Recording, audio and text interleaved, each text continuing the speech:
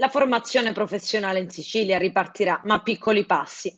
L'assessore all'istruzione Roberto Lagalle e il direttore del Dipartimento Gianni Silvia hanno inviato una nota agli enti di formazione in cui ribadiscono la linea del rigore.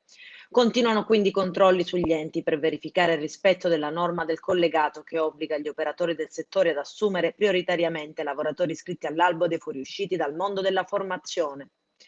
I decreti di finanziamento arriveranno soltanto a seguito dei controlli e ci vorrà del tempo prima che arrivino i fondi per circa 1600 corsi. I sindacati salutano con favore la nota dell'assessorato, ma gli enti continuano a chiedere i nuovi decreti di finanziamento, decreti che, stando a quanto trapela dai corridoi dell'assessorato, starebbero per arrivare. La nota di Lagarde e Silvia, per buona parte del suo contenuto, ricorda le regole che vogliono l'assunzione prioritaria degli ex formatori e traccia la linea che l'amministrazione regionale ha scelto di seguire.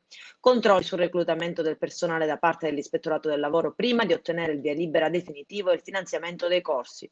Occorrerà provare di aver dato priorità agli iscritti all'albo, dimostrando inoltre di avere pubblicato regolarmente i bandi per le assunzioni. Ma la sanzione della sospensione o della revoca dell'accreditamento sarà solo una soluzione estrema nei casi di evidenti violazioni sulle norme.